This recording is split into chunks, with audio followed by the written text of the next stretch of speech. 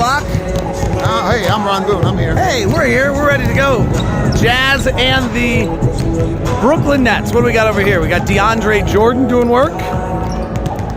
Musa doing work. Taurean Prince. This is the guy that played at the rim and at the rim only. Right. All of his shots are coming right there in the paint, right above the rim.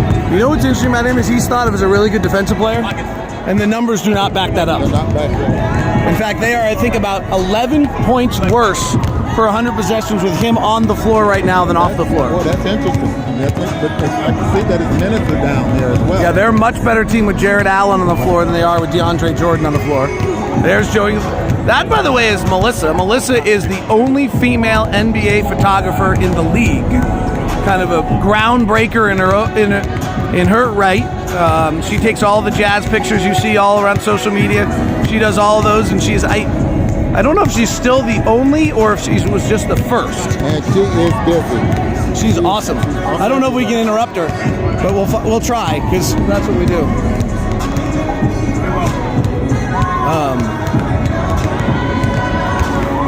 She's pretty. Melissa, are you the only still or just the first? Are you the only still or just the first? First and only. Still the only. Team photographer. All right. She said first and That'd be me. First and only. I knew you were the first. I didn't know if you were still the only. Still the only, yes. Oh, Royce just got you good. And on camera live. We all saw that. All right, everybody, meet Melissa. There she is. There you go. What's your here? We'll give you some followers. What's your Twitter and your Instagram for them to follow? I have a hard last name, so it's Melissa, and then it's M-A-J-C-H. So at Melissa, M-A-J-C-H. You'll get all the Jazz photos, extra stuff, things you might not see otherwhere. It's pretty good. I have the Seahawks version is Rodmar photo, and I follow all that for all my super scoop Seahawks stuff, so they can do the same with their Jazz fans for you. There you go. All right. Go Jazz! So there's Melissa. See, on the floor. You never know who you're going to get. Donovan Mitchell, Joe Ingles doing their work. Donovan caught fire last night. He did. Yeah. Boy, I tell you what, I dug into some stuff on him today. He is really exceptionally great right now. We are watching something really special take place with him. It's amazing, and it's great to see. And with guys, you can see the improvement from one year to the next. And then the sky's the limit. You really don't know if they're going to hit a ceiling, hit a wall, and then that's the extent of it, or if they're just going to continue to improve. A la LeBron James, and I know he's exceptional, but that's when you start looking at players there, you try to look at the upside and how much growth is there in Donovan Mitchell. And it just made the day of those kids over there. Joe Ingles having fun with those kids over there. Vince LaGarza has recovered from his 49er loss. He's back at work. He was wearing the Niner hat on the plane. We'll give him tribute to that. Bay Area guy. You know what's interesting on Donovan is exactly what you're talking about, is that you don't know whether the progression's going to happen, and we're watching his work level. I thought I went through his 9 3 attempts last night. I thought he really made an adjustment, Ron. And maybe it was the Warriors defense, and I haven't got a chance to ask him, but he really backed up his pick and roll action so that he had more room before the three-point line, which allowed him to step into the off the bounce three. Whereas when he's taking that pick right at the three-point line, he then is into the mid-range shot. I thought, David, he only forced 1 3 last night. And that's when the heat check was on. And I thought he stepped in traffic, and took a 3. But otherwise, you're absolutely right. He's right on target with the number of shots that he's taking. Joe is not shooting the 3 quite as well as he did a year ago, but it's actually the catch and shoot 3 is fine. It's the off the bounce 3, and the type of threes he's getting is a little different than it was. So with that, I know he worked on it. I'm watching him practice, so that's something that he is working on. With his style and the way he's been such a balanced, facing the basket type shooter, can he get to a percentage to where you're worried about it? Well, he's got to get back to it. He and Donovan having a little fun right now about shooting. They're knocking each other's ball off and altering when their shots were going in. Donovan, I think, was shooting too fast for what Joe's liking, and so it was ruining Joe's rhythm. Now Joe's got his rhythm back. Here's a note on Donovan, now partially because he hit a few last night, and we're still dealing with small sample size. He is shooting 44% on off-the-bounce threes. If he gets anywhere over 38% on off, like, actually, I mean, I can't even, like, dig in. If he shoots 38% on off-the-bounce threes, it's flabbergasting. I really, like, it's hard for me to, there are so few guys that do that. At the volume he does it, and his catch and shoot game has been nearly 50% now for about 50, 60 games back to January 1st of a year ago.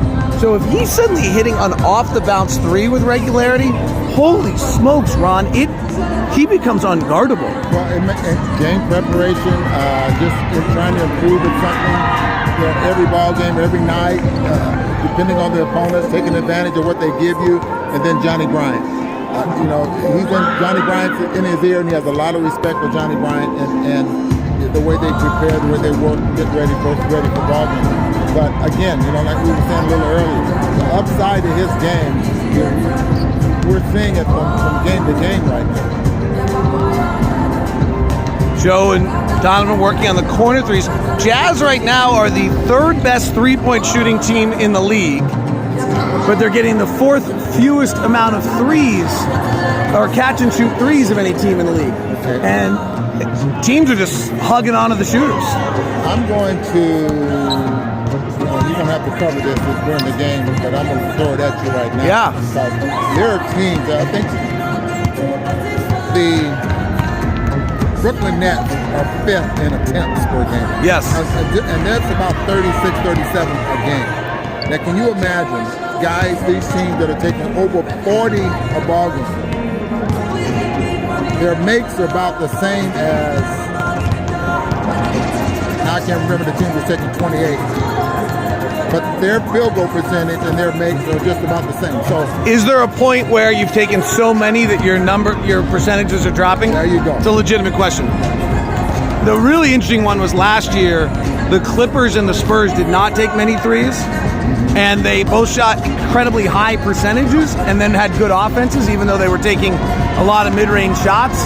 And so is there actually a moment where you actually just take the highest percentage threes, get the most value out of them, and take those, are willing to take? I actually don't buy that one. But in the case of the Spurs and the Clippers, it actually worked a little bit last year, so that's worth looking into. I don't fundamentally kind of buy the math on it. I think they had unique years on both ends where they made enough mid-range shots and they hit an inordinate amount of threes, and so it worked, but I'm not sure that that's the answer. But I think there's another angle where, you know, the Rockets have never been a particularly high three-point shooting team. They just take a huge amount of them. And is that actually the most beneficial approach? So there's quality and quantity, right? The problem is that, this gets back to the conversation we always have, the difference between if people shot the mid-range two better and the gap between the numbers got closer, then this conversation has more value.